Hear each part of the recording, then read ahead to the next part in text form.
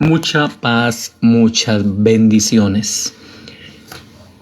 Recientemente entonces estuve dando la conferencia acerca de el tiempo en que el maestro se quedó en el Monte Hermón, su estadía en el Monte Hermón, que pues obviamente nos habían enseñado en la Biblia acerca de un ayuno de 40 días y 40 noches, donde dicen en la Biblia que él no comió nada. Pero en realidad en esta conferencia anterior se aclara que él sí estuvo ese tiempo, periodo de 6 semanas, serían pues 40 días prácticamente. Pero en ese tiempo él sí comió porque hizo acuerdos con un joven que durante cada semana, 2 días por semana, le llevaba alimentos a cierta parte donde él bajaba y los tomaba. De todas maneras, el maestro en realidad fue en una cueva en Beití alrededor de este tiempo, pero no fue en un desierto. Fue en una cueva a la falda de la montaña Hermón. Entonces, en realidad, su objetivo fue estar allí para conectar más directamente con el Gran Padre Celestial, con sus ángeles y pues obviamente terminar de recuperar toda su divinidad. Porque cuando él nació acá, pues como todo un niño que empezó la vida acá, empezó a experimentar, a conocer, crecía en estatura y en conocimiento. Y finalmente, entonces ya llega a este periodo donde él hace retiro a esta cueva y pues allí ya termina de recuperar toda su divinidad. Su mente se aclara mucho más y ya él viene a comprender realmente cuál fue el objetivo, qué es lo que está haciendo, qué es lo que tiene que hacer y pues prácticamente de ahí en adelante ya él se dedica ahora con más entereza a llevar a cabo la obra que le ha encomendado el Gran Padre Celestial, el Gran Padre Luz y Amor. Bueno, entonces ahí está la conferencia donde podemos aprender acerca de estos puntos, aunque pues con el favor del Señor, a ver si luego sube su otra segunda parte de esto, de su estadía en el Monte Hermón, de esa parte más profundizada. Tengo la información para hacerlo, pero será en otra oportunidad.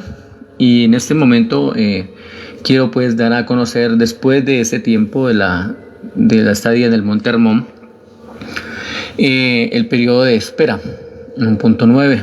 Entonces queda pendiente mucha información, sino que pues debido al tiempo, debido a las labores, debido a muchas cosas, pues no se me es tan fácil hacer grabaciones así como más de seguido. Y pues tengo la información, pero pues tengo que sacar el tiempo, tengo que cuadrar mis horarios, todo, porque también laboro, entonces por aquí y por acá. O sea, hago lo uno sin dejar de hacer lo otro, pero siempre con el ánimo de informar, porque cosas grandes y ocultas se están aprendiendo del maestro y de los reveladores de la verdad por voluntad del Gran Padre. Entonces, en este periodo de espera, ya estaba terminándose el verano y se acercaba la fecha del día de la expiación y la fiesta de los tabernáculos.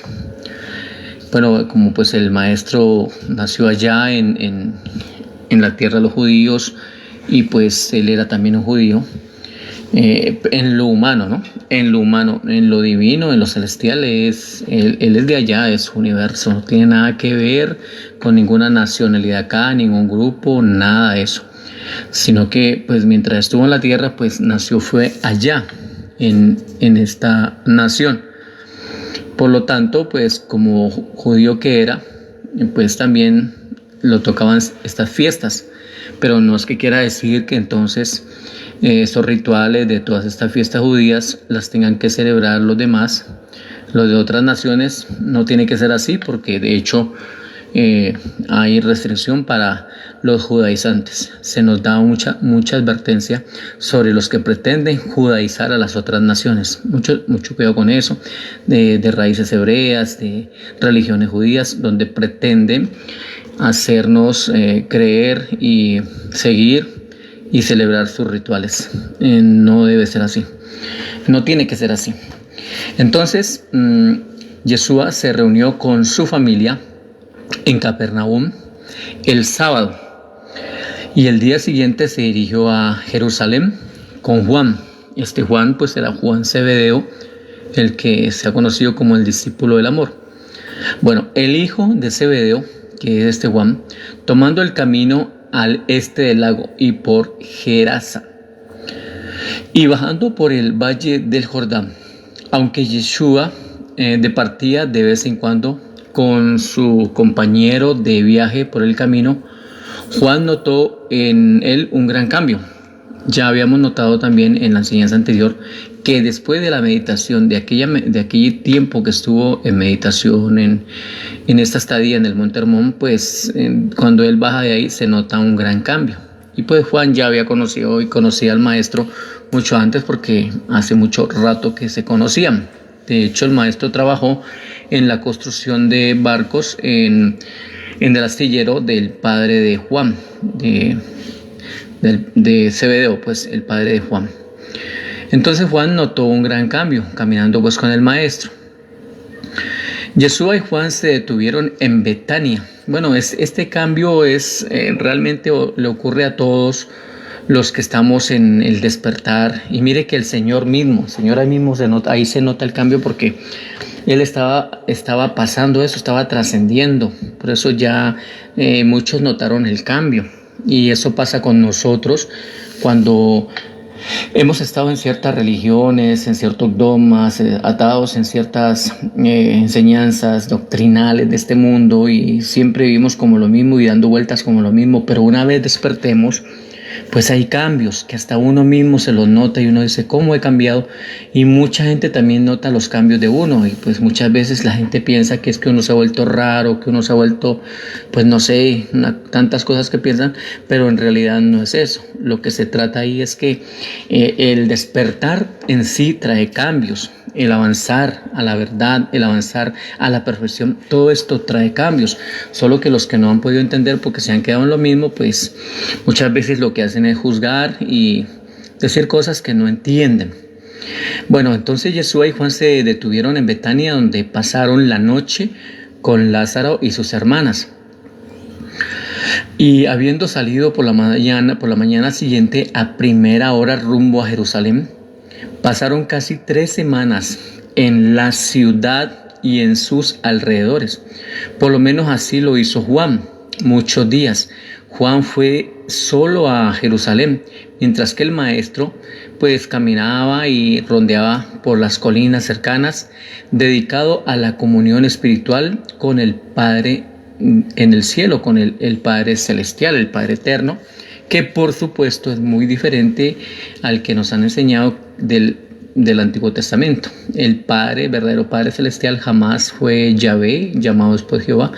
El verdadero Padre del Señor es verdaderamente muy diferente, es muy elevado, muy altísimo. Y el amor verdadero. Ambos estuvieron presentes en los solemnes oficios del día de la expiación. Juan estaba muy conmovido por las ceremonias de ese día importantísimo del ritual de la religión judía. Recordemos que Juan pues obviamente era un judío, y pues como él estaba todavía en esta dimensión donde lo afectaban esas fiestas, entonces pues estaba muy conmocionado, estaba allí como entregado. Pero Yeshua permaneció como un espectador pensativo y taciturno. El maestro solamente observaba. ¿Por qué? Por lo que le dije ahora, lo que les comenté ahora, que realmente estas fiestas pues son de ellos, de los judíos, son de esos rituales de ellos, pero a nosotros no nos tiene por qué tocar todo esto. Hay que tener en cuenta esto como para información y mirar qué podemos aprender de allí, tomar lo bueno y desechar lo que no es. Eso está bien, pero realmente vamos a aprender del maestro. Entonces, esta ceremonia le resultaba penosa y patética. ¿A quién? Al maestro. Mire, esta ceremonia, este ritualismo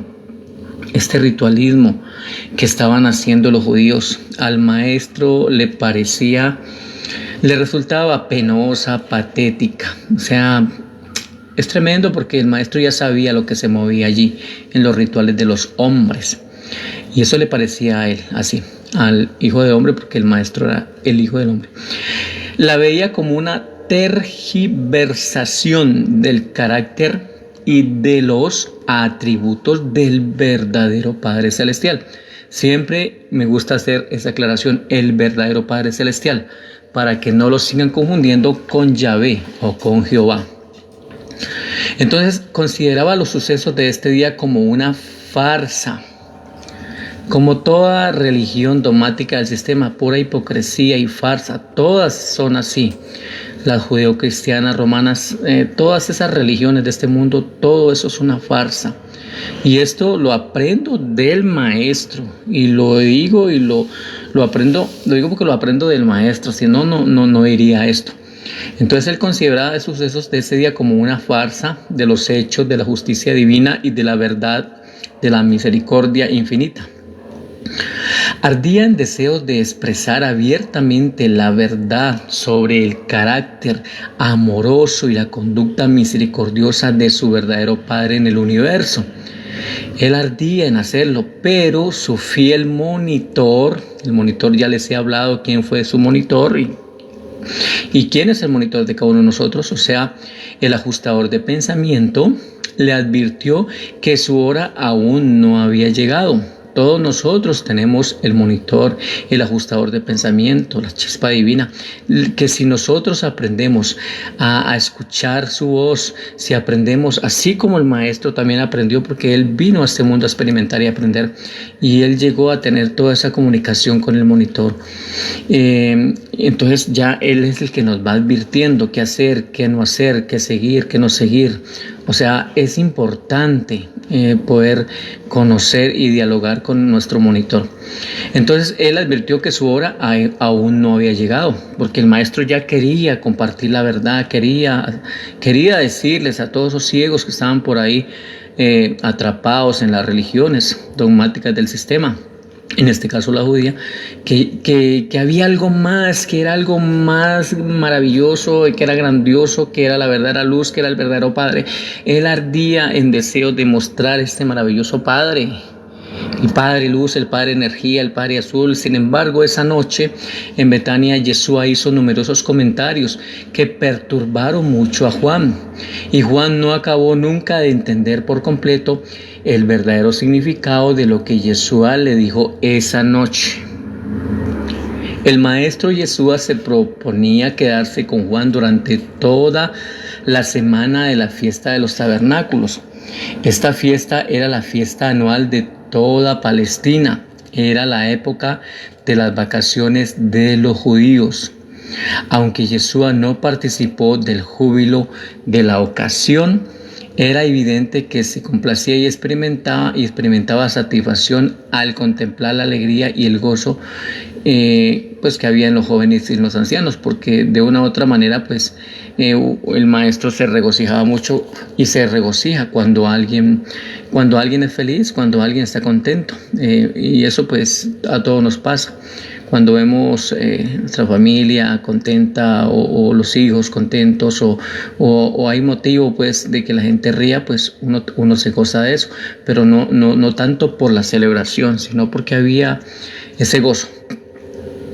A mediados de la semana de celebraciones, antes de que terminaran las festividades, Yeshua se despidió de Juan diciendo que deseaba retirarse a las colinas para meditar mejor con el Padre paradisíaco. Juan quería acompañarlo, pero Yeshua insistió en que se quedara hasta el fin de las festividades, diciendo: no necesita llevar el peso del Hijo del Hombre. Basta con que el centinela mantenga la vigilia mientras la ciudad duerme en paz. Claro, el Señor le decía esto porque Juan no estaba preparado para esto. Yo lo veo por ese lado, y el maestro pues le estaba dando el tiempo mejor, ¿Por qué? Porque le dice, no necesita llevar el peso del Hijo del Hombre. Es que por eso muchas veces la gente, cuando uno está en este proceso, en este avance, eso es algo ya más grande. Entonces la gente no lo entiende, no pueden llevar esto, no lo pueden entender. Entonces es mejor que no lleven ese peso, pues si no pueden, si no entienden, si están cegados por la doctrina y por el adormecimiento de este mundo, pues es mejor que se queden allí, al menos mientras despierta. Yeshua no regresó a Jerusalén después de pasar casi una semana a solas en las colinas cerca a Betania. O sea, él, después de la meditación en el Monte Hermón, él siguió apartándose en solitario para hablar con el Padre. Luego partió para Capernaum, camino del hogar, paso a un día, y después de esto pues pasó un día y una noche de soledad en las laderas de Gilboa, cerca de donde el rey Saúl se había quitado la vida. Y cuando llegó a Capernaum parecía más alegre que cuando se había despedido de Juan en Jerusalén. Pues venía muy contento pues de dialogar con el Padre, ¿no? Qué maravilloso es que realmente cuando uno está en la presencia del Padre Celestial, del Padre Amor, y uno entiende todo esto, se regocija y júbilo, de verdad que sí. Porque uno entiende que son cosas mejores, cosas mayores, mucho más elevadas, y que es algo indescriptible. Entonces, a la mañana siguiente, Yeshua se dirigió hacia el baúl que había dejado en el taller de Zebedeo, que contenía sus efectos personales. Se puso su delantal y se presentó al trabajo diciendo: es menester que me mantenga ocupado mientras espero que llegue mi hora. Es algo que nos enseña el maestro, y es a estar ocupados, a estar laborando, a estar haciendo algo útil, no estar ocioso, Él no se sentó a esperar simplemente que llegara su hora, él se puso a trabajar en el taller, él siguió trabajando y produciendo. O sea, no es solamente que ahí a esperar a que le llegue, no. El maestro laboró, trabajaba, nos enseña a trabajar. De hecho, él dijo: mi padre hasta ahora trabaja y yo trabajo. Entonces, él dijo: es necesario que me mantenga ocupado mientras llega mi hora, junto con su hermano Santiago. Recordamos que Santiago, no Zebedeo, sino porque era que habían dos Santiagos, el hijo de Zebedeo, y Santiago, el hermano que le seguía al maestro. O sea, el maestro, los hijos de José José y María, pues fueron 9, y el maestro fue el mayor de todos. Luego le seguía Santiago. Entonces, junto con su hermano Santiago, trabajó varios meses hasta enero del año siguiente en el taller de barcas, porque el maestro fue constructor de barcas. Él trabajaba muy hermosamente la madera, y era muy dedicado y perfeccionista, y todo lo hacía y lo hace muy bien. Después de trabajar junto a Yeshua durante este periodo, y a pesar de las dudas que oscurecían su comprensión sobre la hora del Hijo del Hombre en la vida, Santiago, o sea, su hermano que le seguía, nunca más renunció real y totalmente a la fe en la misión de Yeshua. Durante este periodo final de Yeshua en el taller de barcas, dedicó la mayor parte de su tiempo al acabado interior de algunas de las barcas más grandes. Ponía gran cuidado en su artesanía y parecía experimentar la satisfacción del logro humano cada vez que completaba una pieza digna de alabanza. Aunque no perdía el tiempo con pequeñeces, era un artesano paciente en la fabricación de los detalles esenciales de cualquier encargo que le encomendaban. Siempre aprendamos esto del maestro: a ser excelente. A medida que pasaba el tiempo, llegaba a Capernaum rumores de la aparición de un tal Juan que predicaba y bautizaba a los penitentes en el Jordán. Este Juan, pues recordemos que era Juan el Bautista, y que su predicación era: el reino del cielo se aproxima, arrepentidos y sé bautizados. Yeshua pues escuchó estos informes mientras Juan remontaba lentamente el valle del Jordán desde el vado del río que estaba cerca de Jerusalén. Pero Yeshua siguió trabajando, haciendo barcas, hasta que Juan llegó río arriba a un punto cercano a Pella, en el mes de enero del siguiente año, 26 después de JC. Entonces allí el maestro dejó sus herramientas declarando: ha llegado mi hora, y seguidamente se presentó ante Juan para ser bautizado. Recordemos que Juan también entendía esto, entendía gran parte de estos acontecimientos, y pues hay un registro en la Biblia donde dice que se le oponía, diciéndole al maestro que él debería ser bautizado que Juan debería ser bautizado por el maestro, y como que se le oponía, más el maestro le decía que dejara y que lo hiciera así porque era necesario cumplir esa justicia. Pero obviamente era como ese ritual de los judíos, porque pues es que estos judíos han sido muy celosos en sus religiones, su religión y en sus ritualismos. Entonces pues el maestro en esto se sujetó. Habían cosas de las leyes de ellos que él se sujetaba, pero muchas otras no. Como por decir algo, guardar el sábado como un ritual, como un mandamiento, y que había que hacer así porque si no la ira de Jehová se venía sobre alguien. No, esto sí no lo hacía el Señor. El Señor muchas cosas no se sujetó. Realmente habían situaciones que él de pronto las aprobaba de las leyes judías, pero muchas otras no.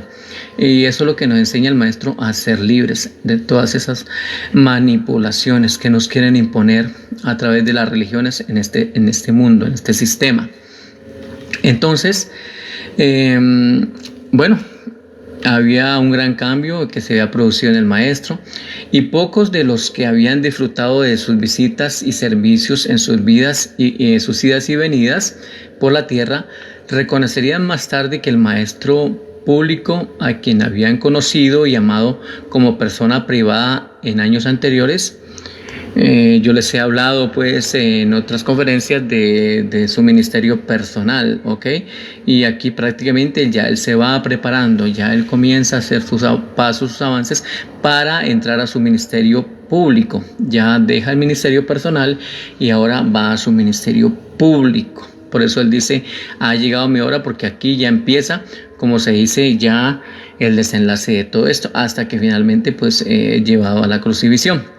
Entonces había una razón para que estos primeros beneficiarios suyos no lo reconocieran en su papel posterior de maestro público lleno de autoridad.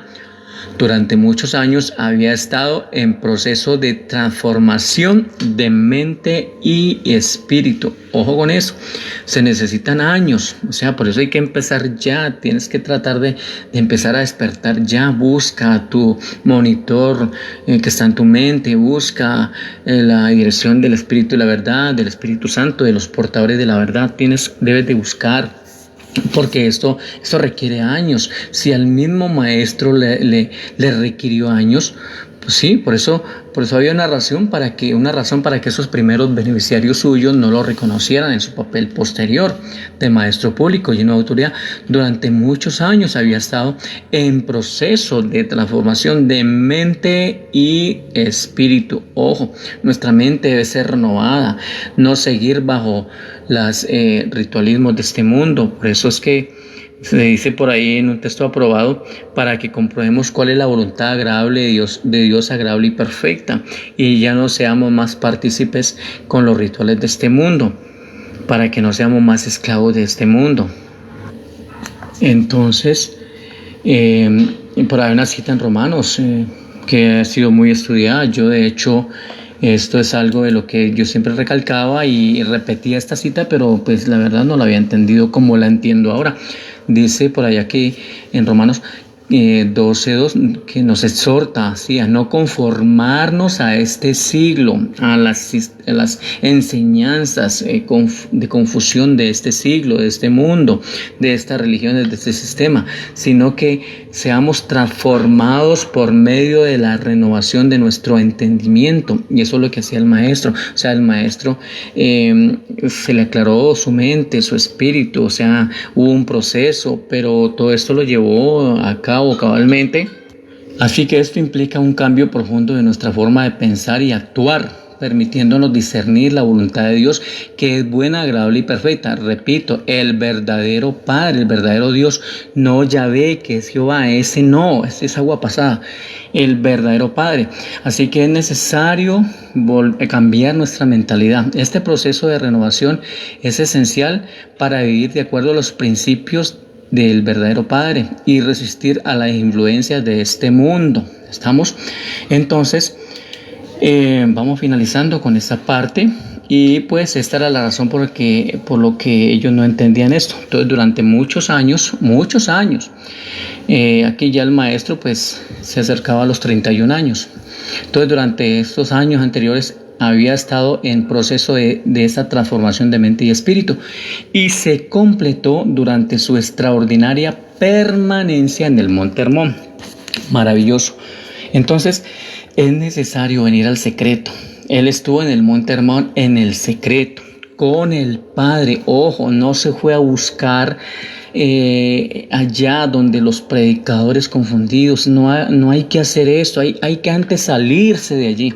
Hay que salir de allí, porque si no la gente va a seguir dando vueltas en el mismo enredo, en las mismas falacias, en los mismos engaños. Esa Babilonia hay que abandonarla, hay que zafarse, hay que retirarse de allí.